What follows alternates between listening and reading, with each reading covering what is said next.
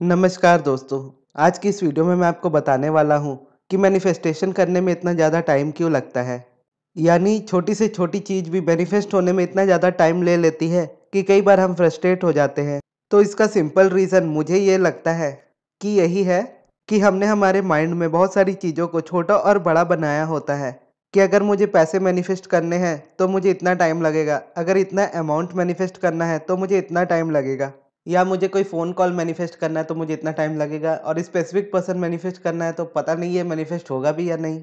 तो इस तरह से हमारे माइंड ने कितनी सारी चीज़ों को बनाया होता है कि ये चीज़ इतनी जल्दी हो सकती है, ये चीज़ इतनी टाइम में होगी।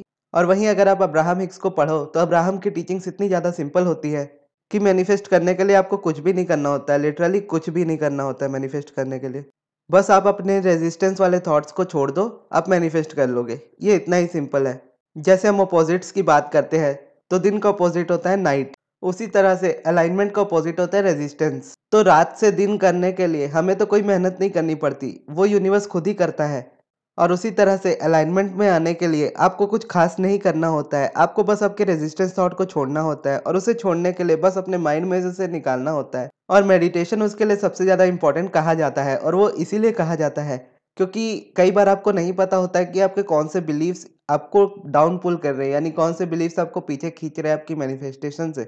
और कई बार हमें पता होता है कि हम किस स्टेटमेंट को यूज़ करते हैं, जैसे मेरे साथ ही हमेशा ऐसा होता है, या मेरे साथ ही क्यों होता है। इस तरह की जब हम स्टेटमेंट यूज़ करते हैं तो हमें पता होता है कि हम ये स्टेटमेंट यूज़ करें और इसकी वजह से हमारी लाइफ में ये चीज़ हो रही है। लेकिन कई बार क्या होता है कि हमें पता ही नहीं होता कि हम क्या सोच रहे हैं, क्या फ़ील कर रहे हैं, जिसकी वजह से हमारी लाइफ में ये रेजिस्टेंस क्रिएट हो रहा है। यानी अगर आप एक ही तरह का रिलेशनशिप बार-बार अपनी लाइफ में मैनिफेस्ट कर रहे हो, टॉक्सिक वाला, या जिस पर्सन को आप पसंद करते हो वो आपको पसंद नहीं कर रहा है, तो इसमें परेशानी सामने वाले पर्सन के साथ नहीं होती है, आपकी अलाइनमेंट या रेजिस्टेंस पर ही ये चीज़ डिपेंड करती है कि आप किस चीज़ के बारे में कैसा फ़ील कर रहे हो। उससे ही डिपेंड करता है कि कौन आपकी लाइफ में आएगा और कौन आपकी लाइफ में नहीं आएगा। तो बस इस चीज़ की अवेयरनेस की ज़रूरत होती है, और ये हमें नहीं पता होता कि किस रीज़न की वजह से, किस थॉट की वजह से हमारी लाइफ में ये चीज़ें मैनिफेस्ट हो रही है, या जो हम नहीं चाहते वो मैनिफेस्ट हो रहा है। और ऐसे में मेडिटेशन इस तरह से हेल्प करता है कि मेडिटेशन में बस आप ब्रीदिंग पर फोकस करते हो, थॉट्स को टोटली जाने देते हो। यानी आप अपनी आँखों को बंद करते हो और सिर्फ़ अपनी ब्रीदिंग पर ध्यान देते हो। फिर आपका ध्यान आपके थॉट्स की तरफ जाता है। फिर आपका माइंड आपको बताता है कि आपका ध्यान आपके थॉट्स की तरफ जा रहा है, और फिर वापस से आप अपने थॉट्स को छोड़कर अपने माइंड को ब्रीदिंग पर ले आते हो, और इस तरह से रिपीट करते रहते हो। तो आपका थोड़ा-सा ध्यान हटने लगता है थॉट्स के ऊपर से, क्योंकि आप कुछ करो ना करो, आपका माइंड कुछ ना कुछ सोच ही रहा होता है हर वक़्त। और क्योंकि एक दिन में 60,000 से ज़्यादा थॉट्स आते हैं, तो आपके लिए ये जानना इम्पॉसिबल हो जाता है कि आप क्या सोच रहे हो, और आपकी सोच से क्या मैनिफेस्ट हो रहा है आपकी लाइफ में। लेकिन जब आप मेडिटेशन करते हो तो कुछ वक्त के लिए ही सही, आप अपना फोकस अपनी ब्रीदिंग पर ले आते हो थॉट से हटाकर, और उतने टाइम के लिए थॉट्स पर से आपका ध्यान हट जाता है। और इसकी जब प्रैक्टिस होने लगती है तो आपकी अवेयरनेस भी बढ़ने लगती है।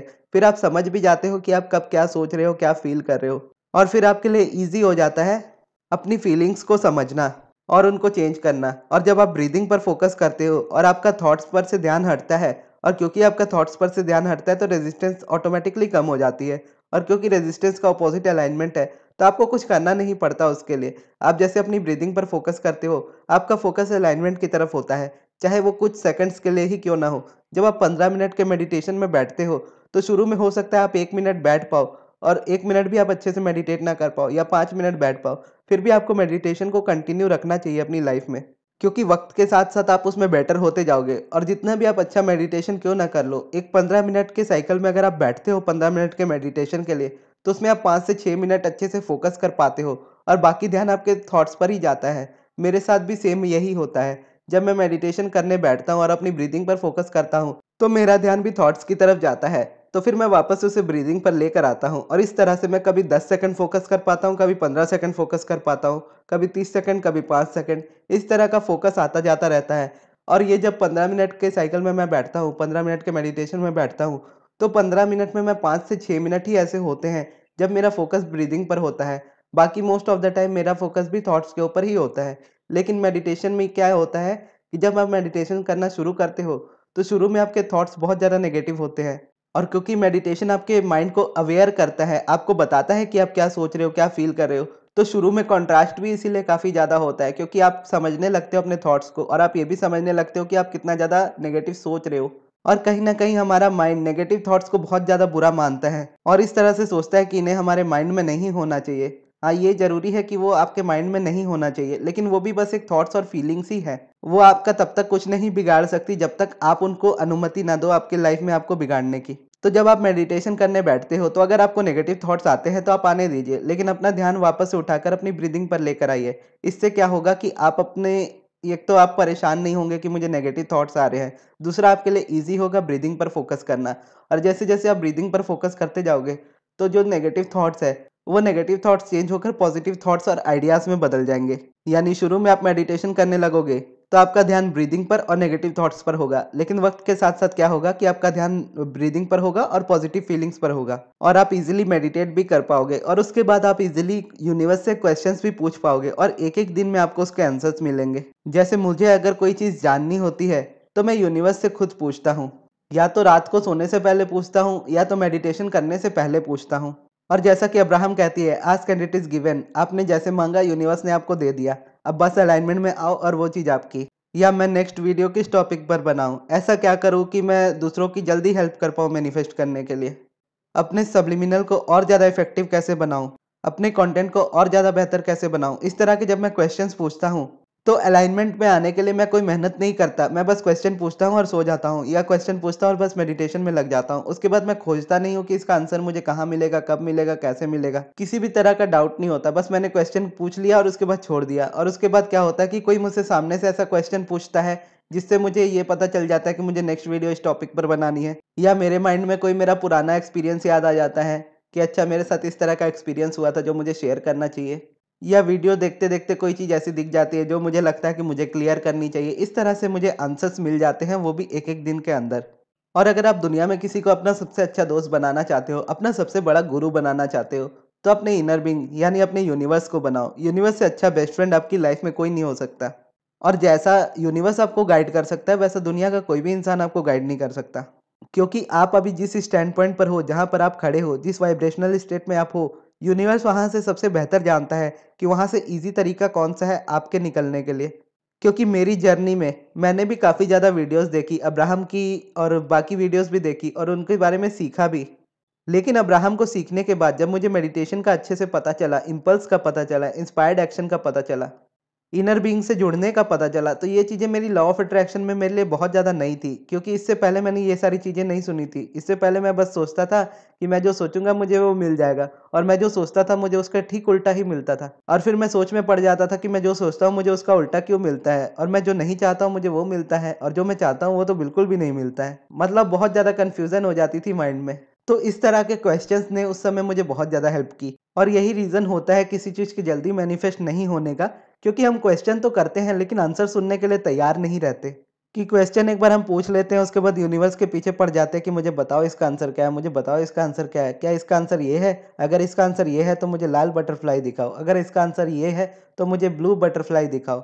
और आपको अंदर से जो फील होता है कि ये आंसर मेरे लिए सही है, यूनिवर्स उस तरफ आपको गाइड कर देता है। इसलिए मैं आपको ये कहता हूँ कि यूनिवर्स से गाइडेंस इस चीज़ के लिए कभी मत मांगो कि आपको ये चीज़ करनी चाहिए, वो चीज़ करनी चाहिए। आपको बस क्लैरिटी के लिए वो चीज़ माँग सकते हो, यानी अगर आपको खुद को नहीं पता उस चीज़ के बारे में कि आपको क्या चीज़ चाहिए, तब आप यूनिवर्स से गाइडेंस माँग सकते हो। लेकिन अगर आप किसी चीज़ में श्योर हो कि आप किसी चीज़ को चाहते हो या किसी पर्सन को चाहते हो और उसे आप मैनिफेस्ट करना चाहते हो, तो उसके बाद यूनिवर्स से ये मत पूछो कि क्या ये सही है या नहीं है।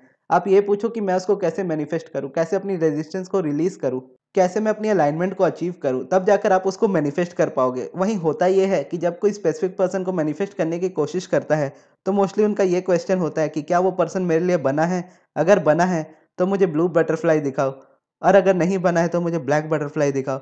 और कहीं न कहीं क्योंकि वो इतने टाइम से उस चीज़ को प्रैक्टिस कर रहे होते हैं मैनिफेस्ट करने की, और मैनिफेस्ट नहीं कर पा रहे होते हैं, तो उन्हें अंदर-अंदर ही पता होता है कि वो पर्सन उनकी लाइफ़ में नहीं आने वाला। यानी वो कोशिश तो करते रहते हैं उनको मैनिफेस्ट करने की, लेकिन कहीं न कहीं उनको अंदर से पता होता है कि उनसे आज तक मैनिफेस्ट नहीं हुआ है और आगे भी शायद ना हो। तो ये रीज़न की वजह से यूनिवर्स उनको ब्लैक बटरफ्लाई दिखाता है। फिर उनको लगता है कि यूनिवर्स ने कह दिया कि ये चीज़ मेरे लिए नहीं है। यूनिवर्स ऐसा कभी भी नहीं करता है। चाहे सिचुएशन आपकी लाइफ़ में जिस भी तरह की हो, डिसीज़न यूनिवर्स हमेशा आप ही के हाथ में देता है, और आप जो भी चूज़ करते हो, यूनिवर्स आपको उसमें गाइड करता है। लेकिन फिर हम अपने सही-गलत के मायनों को लगाने लगते हैं और यूनिवर्स से कहने लगते हैं, क्या ये सही है? अगर मैं किसी को मैनिफेस्ट कर रहा हूँ, क्या ये सही है? तो चलो एक बार कोई यूनिवर्स आपकी बात मानकर आपको कह भी दे कि ये चीज़ आपके लिए सही नहीं है, फिर आपसे क्वेश्चन करे, जो आप इतना परेशान हो रहे हो किसी पर्सन के लिए, किसी के पीछे आप इतना ज़्यादा भाग रहे हो, क्या वो सही है? यानी आप चाहते हो कि कोई पर्सन आपकी लाइफ में आए और उसको आप क्वेश्चन कर रहे हो कि वो पर्सन आपके लिए सही है या नहीं। लेकिन जो रेजिस्टेंस आप अपने अंदर फील कर रहे हो जिसकी वजह से आपकी लाइफ खराब हो रही है, वो तो बिल्कुल भी सही नहीं है। और जब आप अलाइनमेंट में होते हो तो आप कभी गलत नहीं होते हो, क्योंकि अलाइनमेंट है ही ऐसी चीज। अलाइनमेंट में होता ही अप्रिसिएशन है, लव है, ग्रेटिट्यूड है, जॉय है। लव जॉय ग्रेटिट्यूड वाली फीलिंग में आप किसी का क्या बिगाड़ोगे? आप खुद ही सोचो। आप पर्सनली किसी की लाइफ को जाके खराब नहीं कर रहे हो, आप बस अपनी डिजायर रख रहे हो यूनिवर्स के सामने कि मेरी ये डिजायर है, इस डिजायर से रिलेटेड मैं इस तरह का फील करता हूँ, मुझे उस पर्सन के साथ रहना है, मुझे उसके साथ अच्छा फील होता है। इस तरह से जब आप अपनी फीलिंग्स को चूज करते हो तो इसमें क्या गलत है? इसी जर्नी में आपको अपनी डिजायर्स के बारे में पता चलता है, और ये भी आपको पता चलता है कि जिस पर्सन को आप मैनिफेस्ट करना चाह रहे हो उसको सच में आप चाहते भी हो या नहीं। वो आप उनको मैनिफेस्ट करोगे तभी आपको वो चीज़ पता चलेगी। अगर आप यही सोचते रह जाओगे कि क्या ये सही है, क्या ये गलत है, तो उसमें आप हमेशा कन्फ्यूजन में रहोगे और हमेशा आपको आंसर वही मिलेगा जहाँ पर आपका ऑलरेडी एक्सपेक्टेशन होगी। यानी आपको अंदर से ये चीज़ पता होगी कि कहीं ना कहीं मैं ये गलत कर रहा हूँ या गलत कर रही हूँ। तो यूनिवर्स आपको वही साइन शो करेगा जिससे आपको पता चलेगा कि आप गलत कर रहे हो। और जहाँ भी आपका फोकस जाएगा, चाहे वो चीज़ आपको चाहिए हो या ना चाहिए हो, आपका फोकस उस पर जाएगा तो वो चीज़ मैनिफेस्ट होगी ही होगी। और जब आप अपनी डिज़ायर से किसी चीज़ को मैनिफेस्ट करना जाओगे, तब आपको उस डिज़ायर के बारे में पता चलेगा कि वो डिज़ायर आपको चाहिए भी या नहीं। और हो सकता है इस जर्नी में आप अपने डिज़ायर को खुद चेंज करो, लेकिन आप जो भी करोगे यूनिवर्स आपको हमेशा उसमें सपोर्ट करेगा। चाहे आप उस पर्सन को मैनिफेस्ट करो, उसमें भी हेल्प करेगा, चाहे आप दूसरे पर्सन को मैनिफेस्ट करो, उसमें भी हेल्प करेगा। अब डिसीजन हमेशा यूनिवर्स आपको देता है कि आपको क्या चाहिए आपकी लाइफ में, और ये कहता है कि आपको जो भी चाहिए बस उसी पर फोकस करो, उसकी फीलिंग्स पर फोकस करो, उसकी अलाइनमेंट पर फोकस करो। बाकी जितने भी चीज़ें हैं, जितना भी डाउट्स है तुम्हारे माइंड में, वो सारे मुझे दे दो। इसको ही लेट गो कहते हैं। क्योंकि रात से दिन, दिन से रात कराना ये हमारा काम नहीं है, ये यूनिवर्स का ही काम है और वही कर सकता है। और हमें हो सकता है ये चीज़ ना पता हो कि दिन से रात कैसे होती है, रात से दिन कैसा होता है। और नहीं पता होने के बावजूद भी वो चीज़ हमारी लाइफ में हमें दिखती है कि रात हो गई है, दिन हो गया है। उसी तरह से आपको ये जानने की भी ज़रूरत नहीं है यूनिवर्स आपकी डिज़ायर को कैसे पूरा करेगा। आपको बस ये जानना है कि आपकी डिज़ायर क्या है और उसकी अलाइनमेंट को कैसे अचीव करना है। आप जैसे वो चीज़ करोगे, आप देखोगे अपनी लाइफ में कुछ चेंजेस आते हुए। और इसके लिए मुझे पर्सनली मेडिटेशन सबसे ज़्यादा पसंद है। अगर मैं आपको कहूँ कि अगर आप अपनी लाइफ में कुछ फॉलो करते हो, तो मेडिटेशन ज़रूर फॉलो कीजिए। इसके अलावा आपको किसी चीज़ की ज़रूरत नहीं पड़ेगी। या आपका माइंड अभी मेडिटेशन के लिए प्रिपेयर्ड नहीं है, तो आप ग्रैटिट्यूड से शुरू कीजिए या फिर पॉजिटिव एस्पेक्ट से शुरू कीजिए। और इन चीज़ों को अगर आप नहीं कर सकते, तब मैं रिकमेंड करता हूँ कि आप सब्लिमिनल की हेल्प लीजिए। सब्लिमिनल आपके माइंड को रिप्रोग्राम करेगा और आपको ऐसी स्टेट में लेकर आएगा जहाँ पर आपके लिए अलाइनमेंट अचीव करना ईजी हो जाएगा उस चीज़ के लिए। और उसमें अफर्मेशंस भी ऑलरेडी होते हैं, तो वो ऑटोमेटिकली आपको हेल्प करता है।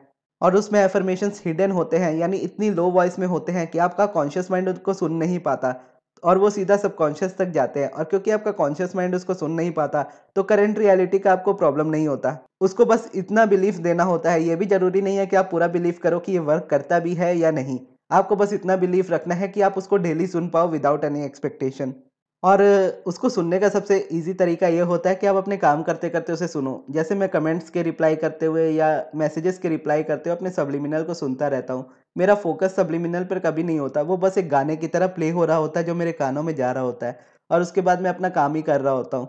और उससे क्या होता है कि मैं खुद फ़ील करने लगता हूँ कि जो चीज़ों के मैं मैनिफेस्ट करने की कोशिश कर रहा था और जिसके बारे में मैं थोड़ा बुरा फ़ील कर रहा था या उसका लैक फ़ील कर रहा था, धीरे-धीरे वो लैक वाली फ़ीलिंग ख़त्म होने लगती है।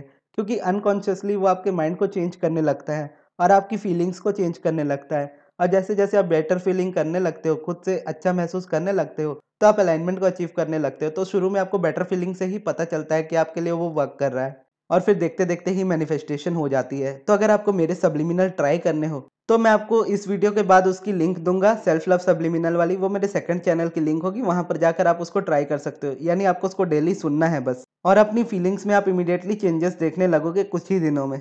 और बाकी भी सब्लिमिनल है उसमें, अलग-अलग टॉपिक्स पर, तो उन सब्लिमिनल को आप सुनिएगा। और अगर आपको पर्सनल सब्लिमिनल बनवाने हो, तो आप मुझसे इंस्टाग्राम पर या फिर जीमेल पर कॉन्टैक्ट कर सकते हो, और पर्सनल सेशन के लिए भी आप कॉन्टैक्ट कर सकते हो इंस्टा या फिर जीमेल पर। पर्सनल सेशन मैं ज़्यादा नहीं लेता, लेकिन सब्लिमिनल के लिए आप मुझे ईज़िली कभी भी बोल सकते हो, मैं 1 से 2 दिन के अंदर आपको सब्लिमिनल बनाकर दे सकता हूँ।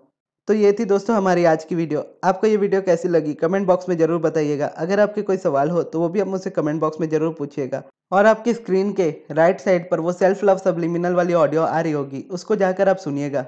और इस वीडियो को यहाँ तक देखने के लिए बहुत बहुत धन्यवाद।